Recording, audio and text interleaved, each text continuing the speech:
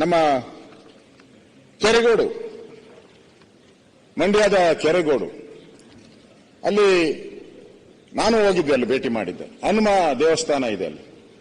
ಹನುಮ ದೇವಸ್ಥಾನದ ಎದುರುಗಡೆ 30 ಅಡಿ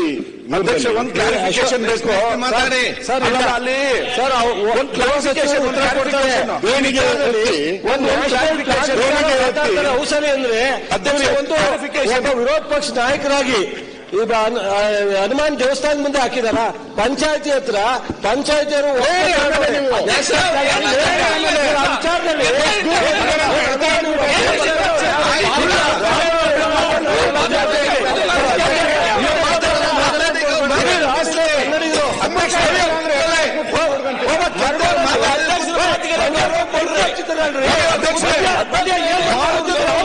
ಮಾತಾಡ್ತಾ ಇದ್ದಾರಲ್ಲ,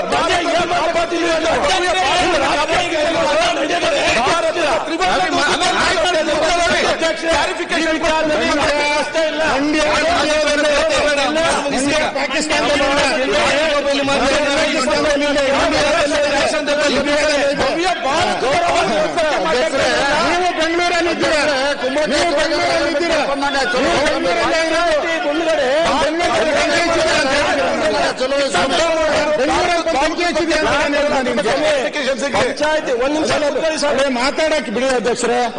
ಏನು ನಾನು ಸರ್ ಒಂದ್ ನಿಮಿಷ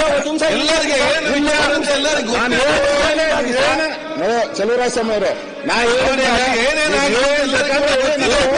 ಬೇರೆ ಏನಾದ್ರು ಆದ್ರೆ ನ್ಯಾಷನಲ್ ಫ್ಲಾಗ್ ಕಿತ್ತಾಕಿ ಅಂತ ಹೇಳ್ತಿರಲ್ಲ ನೀವು. ದೇಶವನ್ನ ಸಂವಿಧಾನ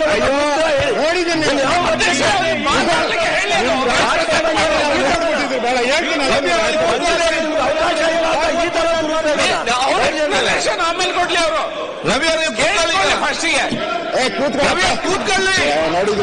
ಅಧ್ಯಕ್ಷ, ಮಾನ್ಯ ವಿರೋಧ ಪಕ್ಷದ ನಾಯಕರು ಕ್ಲಾರಿಫೈ ಕೂತ್ಕೊಳ್ಳಿ. ಕೈ ಅಂತ ನಿಮ್ ಕೂತ್ಕೊಳ್ಳಿ. ಆಯ್ತು ಕೂತ್ಕೊಳ್ಳಿ. ಆಯ್ತಮ್ಮ, ಆಯ್ತು, ಎಲ್ಲ ಗೊತ್ತಿದ್ದಲ್ಲ. ಭಾರತದ ಈಗ ಆಯ್ತು ಆಯ್ತು ಕೂತ್ಕೊಳ್ಳಿ.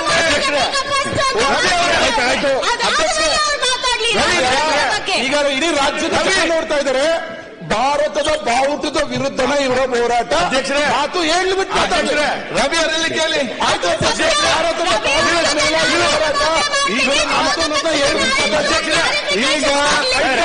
ಈಗ ನೋಡಿ ಎಲ್ಲರಿಗೂ ಆಯ್ತು ಆಯ್ತು ಹೇಳಿ ಕೇಳಿ ಅಧ್ಯಕ್ಷ. ಆಯ್ತು ಕೂತ್ಕೊಳ್ಳಿ. ಈಗ ವಿಚಾರ ಏನಂತ ಹೇಳಿದ್ರೆ, ನಿಮ್ಮ ಅಲ್ಲಿ ಮಂಡ್ಯದಲ್ಲಿ ಏನ್ ನಡೆದಿದೆ ಅಂತ ಎಲ್ಲರಿಗೂ ಕೂಡ ಇವತ್ತು ಗೊತ್ತಿದೆ. ಏನೆಲ್ಲ ರಾಷ್ಟ್ರಧ್ವಜಕ್ಕೆ ಅವಮಾನ ಆಗಿದೆ, ಕಠಿಣವಾದ ಕ್ರಮ ತೆಕ್ಕೊಂಡು ಜೈಲಿಗೆ ಹಾಕಿ. ಇದರಲ್ಲಿ ಯಾರಿಗೂ ರಾಷ್ಟ್ರಧ್ವಜಕ್ಕೆ ಅವಮಾನ ಎಲ್ಲಿ ಕೂಡ ಆಗಬಾರ್ದು. ಇವರು ಹೋರಾಟ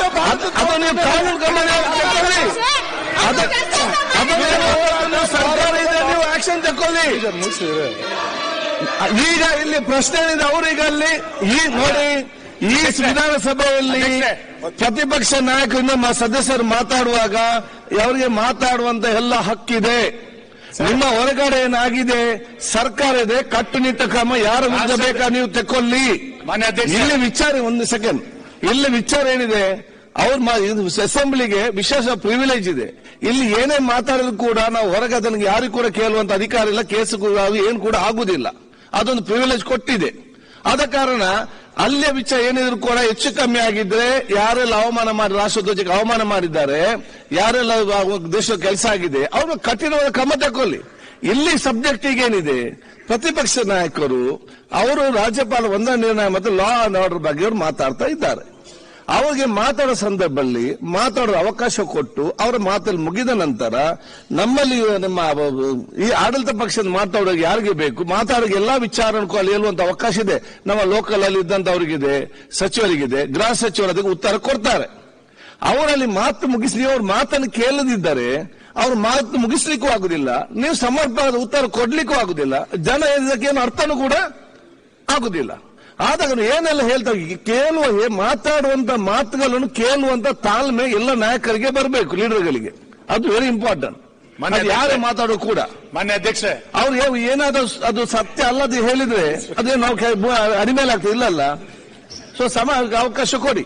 ಮಾನ್ಯ ಅಧ್ಯಕ್ಷ ಮಾತಾಡ್ಲಿ. ನಿಮಿಷ ಆಯ್ತಾಯ್ತು, ನಾನು ಒಂದೇ ನಿಮಿಷ ಮಾತಾಡ್ಲಿ. ರಾಷ್ಟ್ರಧ್ವಜದ ಬಗ್ಗೆ ಬಾರಿ ಮತ್ತೆ ವಿಷಯ ಹೇಳಬೇಕಲ್ಲ. ಅಲ್ಲ ಬೇಡ, ಕಳಕಳಿಯನ್ನು ವ್ಯಕ್ತ ಮಾಡಿದ್ರೆ ಅಭಿನಂದಿಸ್ತೇನೆ.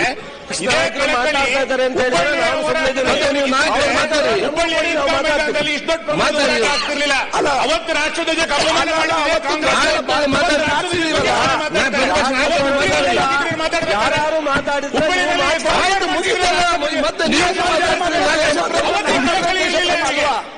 ನಿಮ್ಮ ಭಾರತದ ಬಾವುಟ ಮಾತಾಡಿ ಬೆಂಕಿ ಹಚ್ಚಕೊಂತಿದ್ರಿ ನೀವು. ಶಾಖೆ ಮೇಲೆ ಪ್ರಕಾಶ್ ಸನ್ಮಾನ್ಯ ಅಧ್ಯಕ್ಷರೇ